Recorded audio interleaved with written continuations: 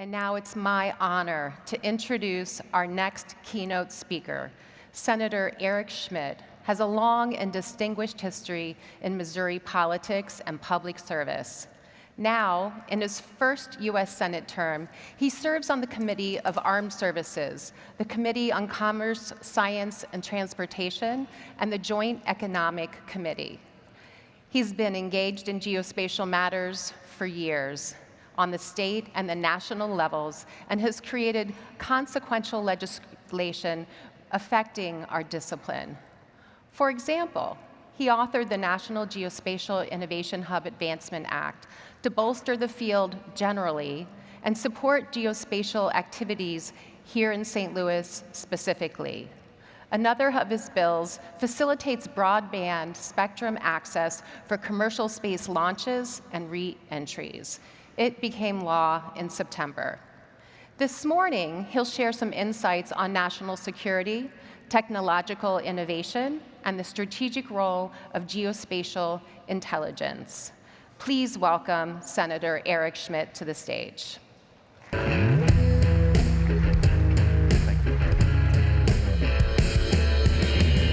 Thank you, and good morning. And I would be remiss not to acknowledge pretty devastating weather event this past Friday, just a few miles from here, when one of the worst tornadoes that St. Louis had ever really seen in the city itself ripped through some of the wealthiest areas, some of the poorest areas. Very indiscriminate, was on the ground on Saturday, and so I hope you join me in saying a little prayer for the folks who've been impacted. Thank you all for being here and for your leadership in strengthening America's geospatial advantage. At the start of the last century, intelligence was gathered through whispers and field notes. Only when man took to the skies did imagery, intelligence come into focus. By World War II, breakthroughs like code breaking and reconnaissance mapping changed the face of warfare. My grandfather served as an infantryman in Europe during World War II, and our family has long been grateful for the quality intelligence that gave men like him a clearer picture of the dangers they faced. Today, the battlefield has evolved again. Success now depends on understanding the landscape, physical, digital, electromagnetic, from every possible angle, which is why we're here today. Geospatial intelligence is no longer a support function. It's a frontline enabler of national power. Work from folks like you protects warfighters, informs combatant commanders, and allows us to see first so we can act first. I'm especially proud that St. Louis is quickly becoming the center of this revolution. With the opening of NGA West's new campus in North St. Louis, we are building more than a headquarters. We're building the geospatial epicenter of the country. And it's not just NGA. The Taylor Geospatial Institute is pioneering new academic partnerships with cutting-edge research. It brings together institutions like WashU, St. Louis University, Mizzou, Missouri S&T, to grow the talent pipeline and accelerate innovation. This kind of collaboration is the future, and St. Louis is leading it. This statewide effort also includes the broader University of Missouri system, Missouri State, and Lincoln University, each playing a role in training the next generation of geospatial scientists, analysts, and engineers. We're also seeing remarkable advances in the private sector. Companies like Scale AI and Gravity are using machine learning and real-time analytics to unlock insights from data faster than ever. And they're doing it right here in Missouri. This proves what we've always believed. You don't need a Silicon Valley zip code to change the world. In downtown St. Louis, the T-Rex Innovation Center and its Geosaurus Hub are helping startups, technologists, and entrepreneurs push the frontier of applied geospatial technology. This kind of grassroots innovation happening side by side with NGA and our research institutions is exactly what we need to do to stay ahead. Of course, all this momentum is meaningless without the people powering it. That's why I'm proud to have been the author and champion of Section 6618 of the FY 2025 NDAA, a new geospatial workforce development pilot program. This initiative will help train the next generation of GEOINT professionals, giving them the tools, methods, and mission-critical skills that our national defense requires. I believe that this pilot will be headquartered right here at NGA West, along with the incredible ecosystem already taking shape. St. Louis is ready, and we have the infrastructure. We got the universities and the patriotic young people to step into this work. We need to create clear career paths into this field for students, veterans, and skilled professionals alike. And when their time in national service ends, these individuals should have the chance to bring their expertise to the commercial sector and beyond. This is a win-win for national defense and for American industry. Speaking on national defense and industry, Missouri is at the cutting edge of both. Along with NGA West, we have Boeing, Leonardo, and many research universities and facilities here in our state, creating the amalgamation of quality production, talent, and research to support DoD. That's why I'm focused on attracting further interest to our state by establishing DoD tech hubs for states like ours. Too often, investment is concentrated on the coasts or in traditional locations. To meet the demand for GEOINT, innovation and interest must follow, especially to meet the evolving threat environment and with the intent of making St. Louis the defense tech capital of the United States of America. Nowhere is the demand for GEOINT more urgent than in the Indo-Pacific, a vast, complex, high-stakes theater.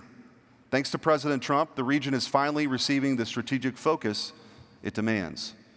Communist China's rapid military expansion is placing enormous pressure on the department's organic ISR capabilities. This reality is clear. We're being asked to do more with less.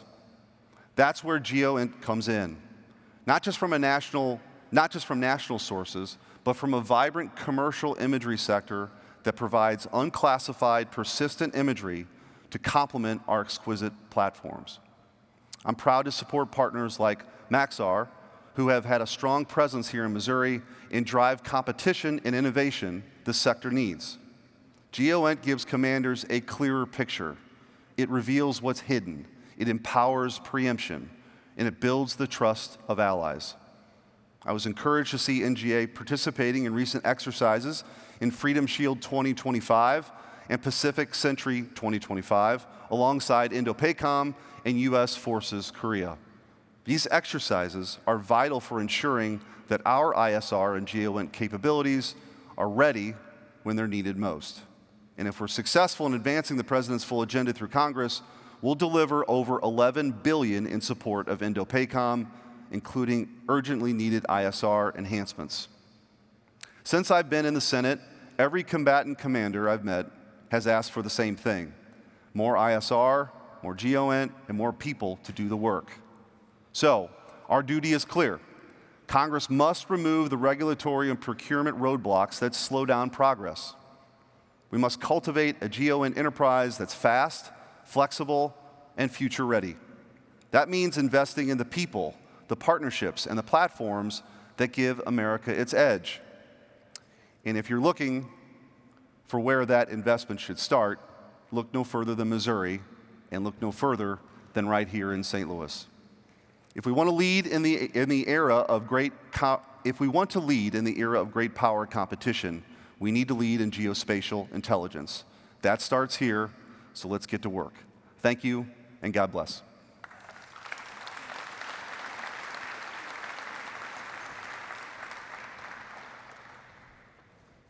Thank you, Senator Schmitt. Thank you. We appreciate the opportunity to hear your views, and we know how important geospatial intelligence is to you and to the state of Missouri. So again, thank you for joining us today, and I hope you enjoyed what I felt like was a very impactful. I've got a couple of questions because I've really been looking forward to this conversation. So I wanted to start off. I did a little bit of homework, and I saw that your grandfather was an infantryman in World War II, and so was mine. and my dad was born shortly after World War II. And those are two of the most influential people in my life, and that helped to drive my sense of service to our country and to national security. Tell me about your journey. Yeah, so my grandfather was from mid-Missouri and was sent off to World War II and fought in the European theater, saw a lot of days of combat. In fact, he came back on one of the Queen Elizabeth, I think, because they had so many days of combat. We're one of the first groups that came back, and won a little money playing craps on the boat coming back. That's how the story goes.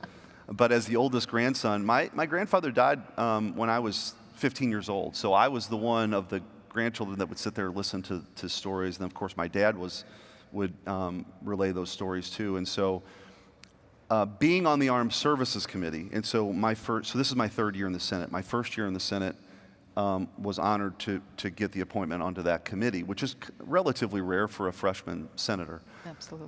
I take that responsibility really seriously because I know that the decisions that are being made affect real people, and they're sent off to war or they're stationed overseas, and there's families involved, and so I think it's colored my view of the questions that I ask of generals, helping families who are in our armed forces as they move from place to place, the kind of the priority. So I come at it from that perspective of the guy or the gal who's not the 4-star, but the one that is out there doing the work. So I want to do everything I can to make sure that they have everything that they need to be successful, and I think that drives a lot of and why there's a focus on innovation and why we're here today.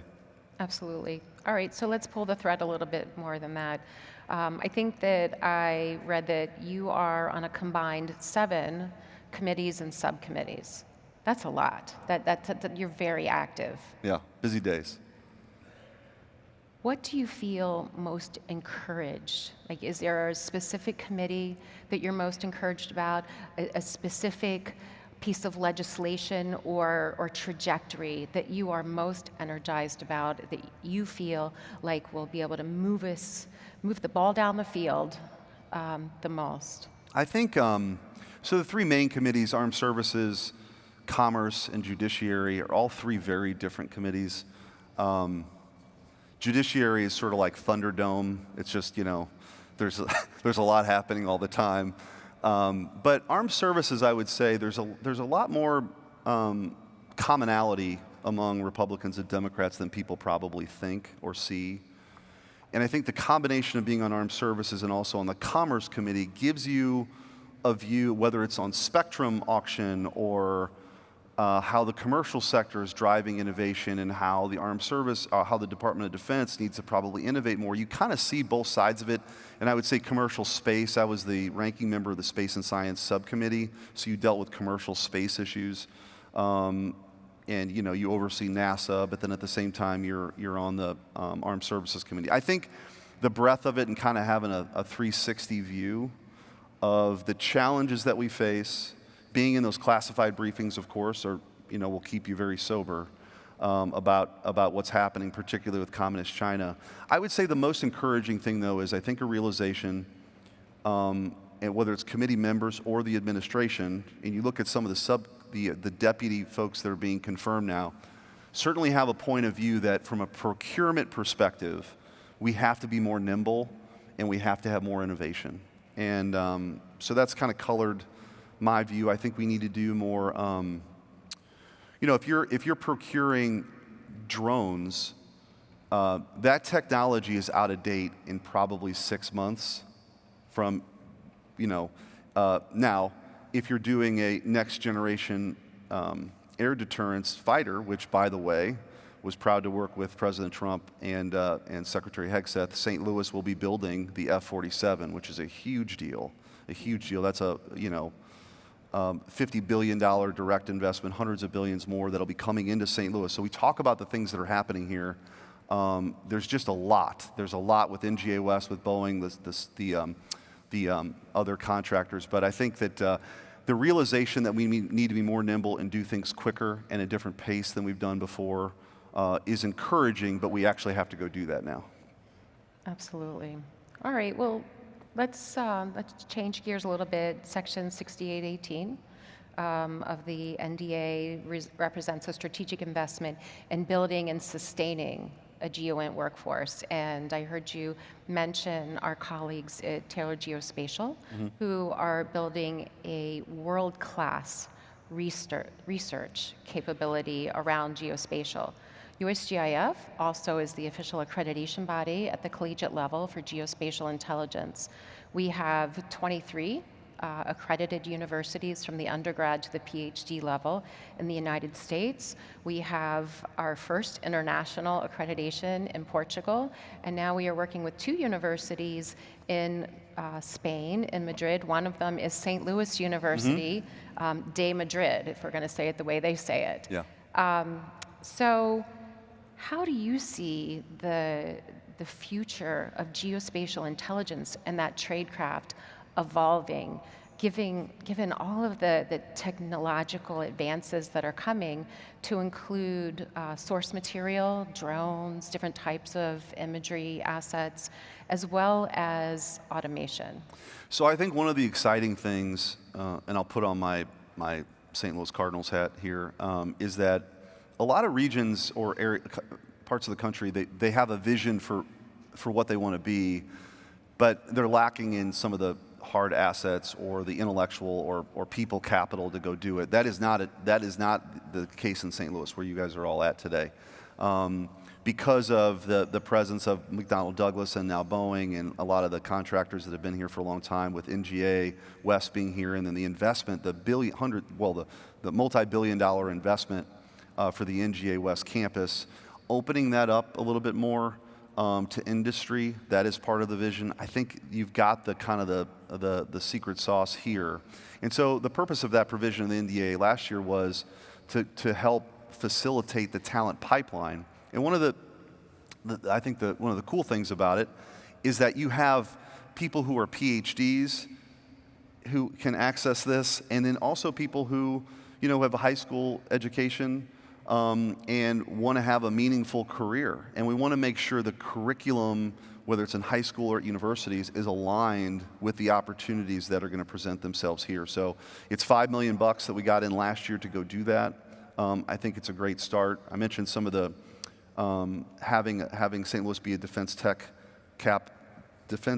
capital of the U.S. We're working on legislation to have sort of an infrastructure in place where $70 million might be available with private industry to kind of build that out even further. So there's a lot of great things happening, but you have to have the workforce. I mean, you have to have the workforce. And I think that we're in a good spot here, but I think that provision accelerates that for everybody, no matter your educational background. Okay. So now I have a two-parter. Okay. You've gotten their attention. To build on to the Tech Hub, question from the audience, where will that be executed? I think there's excitement, DIU, NGA, a public-private partnership, and then I just heard you say, and you need the workforce. So this is an amazing town. I hope that you see that while you're here this week. How do we attract those business owners, those employees of the geospatial workforce to live and work here? It's obviously I'm a little biased, but St. Louis is an incredible town, and there's a lot of institutions, there's a lot of cultural institutions that are very underrated here. You've got the crown jewel of the National League, the St. Louis Cardinals, who are playing tonight against the Detroit Tigers. I don't know what your guys' schedule is, but get down to Ballpark Village. There's a lot that this region has to offer, I think that our best days are still ahead of us. And I would point to, I think, some of the things that are happening that I can't overstate how important that F-47 is going to be for the regional economy. The F-15, to put this in perspective, was awarded in the early 1970s. They're still building F-15s at Boeing by the airport. So this is a generational thing. And you've just got a really skilled workforce that'll continue to build important things. and you've got that ecosystem around it. But I think the innovation piece a few years ago may have been missing. What Taylor Geospatial Institute is doing in cooperation with a lot of other folks is pretty unique. A lot of nonprofits come in with a mission but no money. They have both.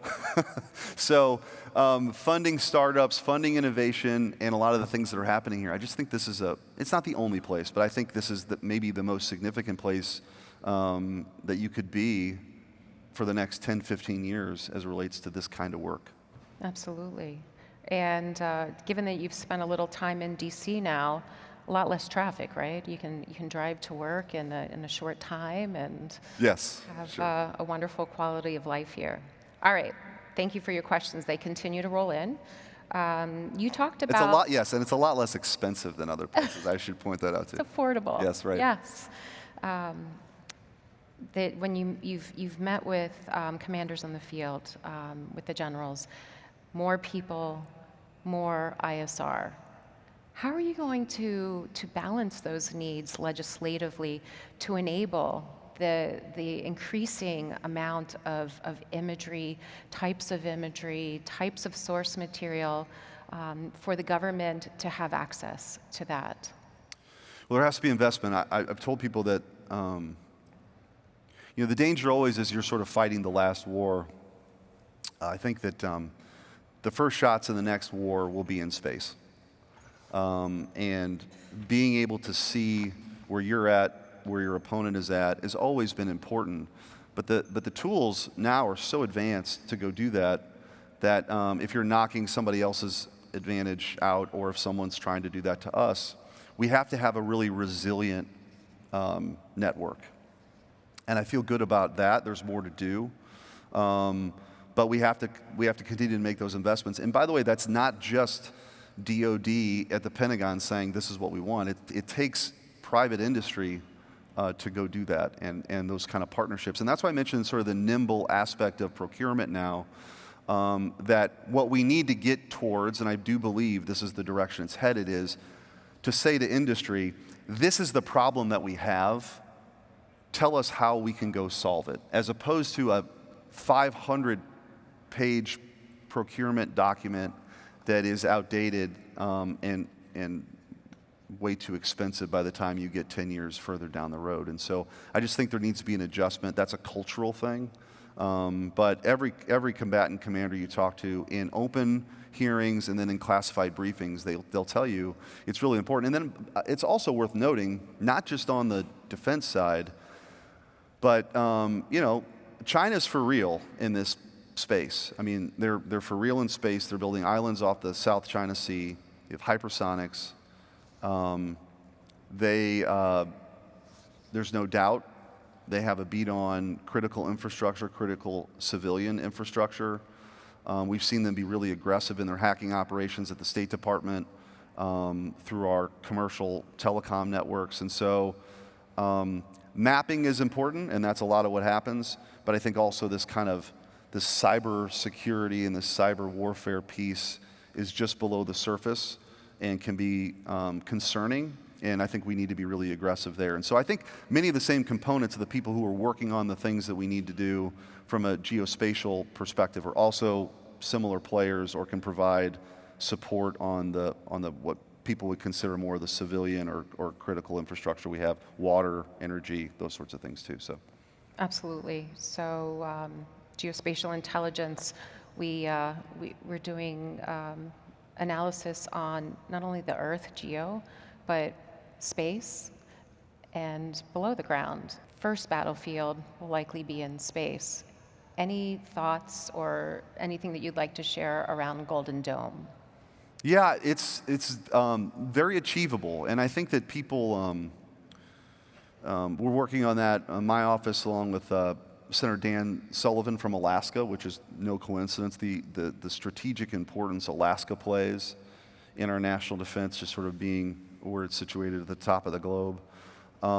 We have a lot of assets already that can help go do this. There are some assets or weapon systems that we would need. But the idea is, I think, the first priority, and in some ways more vulnerable now than we were 100 years ago, where the oceans, provide a great defense to the United States. But with the connectivity we have now and the proliferation of satellite imagery and intercontinental ballistic weapons that some of our adversaries have, being able to protect the homeland is the first and most important thing we can do. And I think a lot of times when we talk about sort of geopolitical things, we sort of leave that out. And so I think it's a recognition that we need to upgrade our capabilities to make sure that we're as protected as possible with weapon systems that can move faster and go further. Especially, I don't want to spend too much time harping on it, but what we've seen from China is a 500% increase, at least that we know of, in their defense budget, their defense spending in the last 10 years alone. They have a bigger Navy than we have right now. Not a better Navy, but a bigger Navy. They have 12 naval shipyards. We have 4. Each one of theirs has greater capacity than all of ours combined. So when you hear about shipbuilding, when you hear about these sorts of things that need to happen, it's real. And in many ways, our defense industrial base is atrophied and limits our ability to project power in a way that I think people think we can. And I think you have to operate from a sense of scarcity and be realistic about it. But those investments that you're seeing right now, I think in this next NDAA and in this reconciliation package are going to go a long way in helping bring us along. Okay. We have our golden ticket class of 2025 here in the front. We have many young professionals. For those that are considering a career in geospatial intelligence or are early, what advice would you give to them in preparing for geospatial intelligence and our tradecraft, given the recent legislation? How do we get them involved?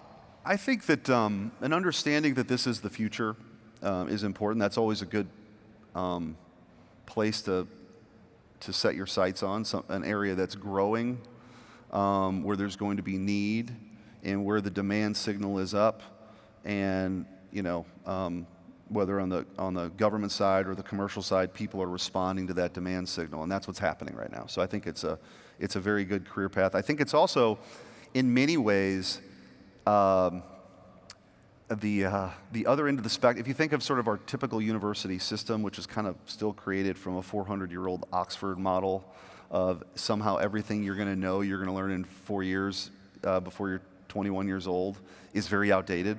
And so that's a separate conversation. But I think as it relates to this, there is an understanding baked into the education model that things are changing rapidly all the time. So it's a lifelong learning in a career path that allows you to adapt. And I think in some sectors or some avenues that people might pursue, that is not top of mind, and I think it is in this space. All right. Thank you for being a great audience. There's way more questions here than I could ask you, but what I will do is provide them to you so you can get a sense of one of the questions around the budget was asked maybe 10 times. Okay. So we will pass on your questions, and we do appreciate you joining us today. So please join me in thanking Senator Eric Schmitt for sharing his observations with us today. Thank you. Thank you. Thank you.